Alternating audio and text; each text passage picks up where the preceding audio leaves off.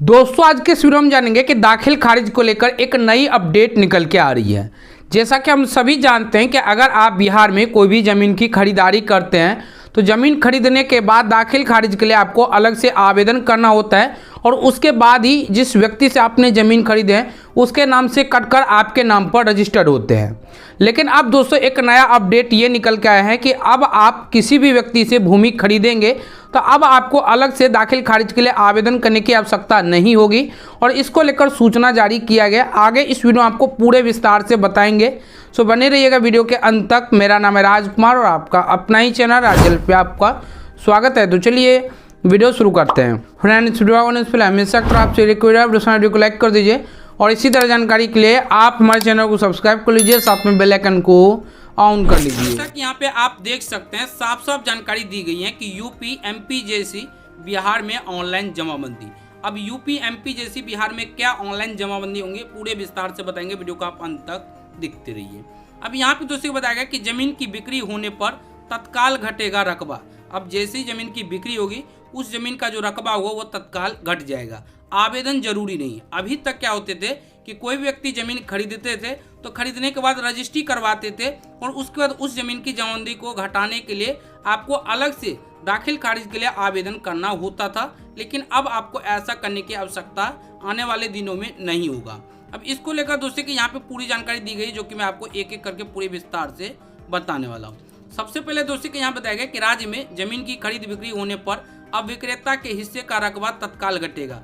अब राज्य में जमीन की खरीद बिक्री होने पर विक्रेता का जो हिस्सा यानी जिसने जमीन बेचा है उसके नाम से घटाकर नए व्यक्ति के नाम पे तत्काल कायम कर दिया जाएगा। दोस्तों के आगे यहाँ पे जानकारी दी गई कि जमाबंदी के लिए खरीदार को अलग से अंचल कार्यालय में आवेदन की जरूरत नहीं होगी। अभी तक क्या होते थे कि जैसे आपने जमीन खरीदे रजिस्ट्री करवा लें, इसके बाद आपको दाखिल खारिज के लिए आपको अलग से आवेदन करना होता था, लेकिन अब आपको ऐसा करने की आवश्यकता आने वाले दिनों में नहीं होगा।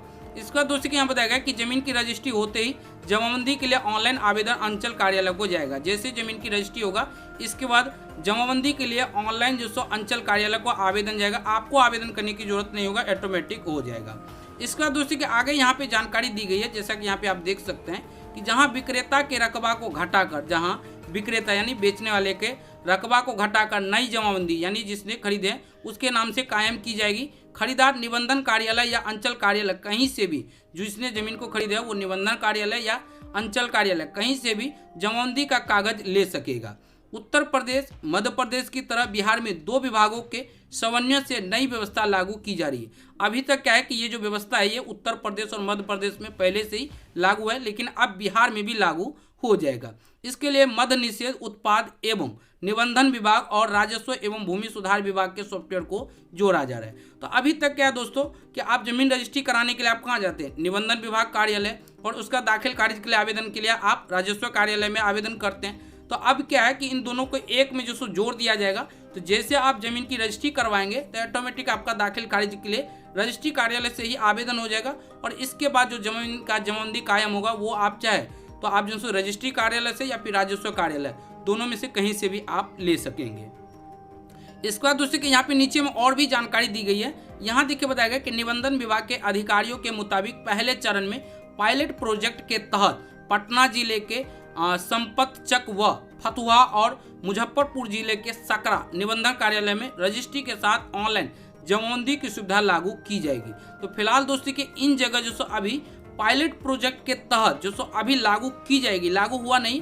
जल्दी लागू की जाएगी और लागू होने के बाद अगर पायलट प्रोजेक्ट में वो सफलतापूर्वक सक्सेस होते हैं फिर जो पूरे बिहार में लागू कर दिया जाएगा। इसका दोस्तों कि यहाँ पे बताया गया कि यहाँ सफलता बाद के अन्य रजिस्ट्री कार्यालय में लागू होगी।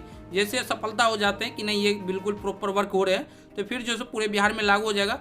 मंत्री रत्नेश सदा ने अधिकारियों की नई व्यवस्था जल्द लागू करने का निर्देश दिया है। तो मंत्री जी द्वारा ये नई व्यवस्था को जल्द लागू करने का जो निर्देश दिया है।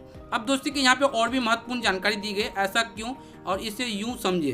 कारण अंचल कार्यालय का रिकॉर्ड दुरुस्त नहीं है। कई लोगों को जमाबंदी संयुक्त किसी जमाबंदी में प्लॉट है लेकिन रकबा शून्य है, कुछ प्लॉट की जमाबंदी में नाम गलत है। ऐसी समस्या वाली जमीन की खरीद बिक्री होने पर निबंधन कार्यालय से रजिस्टर्ड डीड के साथ आवेदन देने पर जमाबंदी सुधार कराने के लिए विक्रेता को अंचल कार्यालय में जो नोटिस जाएगा और इसको सुधार करने के लिए समय लगेगा।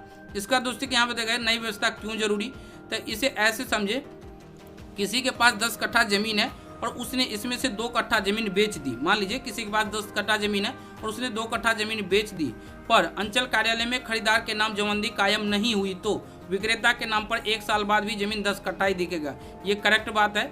इसी ज़मीन की वजह से किसी दूसरे को दोबारा बेच सकता है। इसी कारण से क्या होता है कि दोबारा वो बेच सकता है। मान लीजिए कि आप जिस व्यक्ति से ज़मीन खरीदे हैं, ठीक है, उससे तो आपने खरीद लिए और आपका दाखिल खारिज हुआ नहीं, तो जिस व्यक्ति से आपने खरीदे उसके ही नाम से वो ज़मीन है।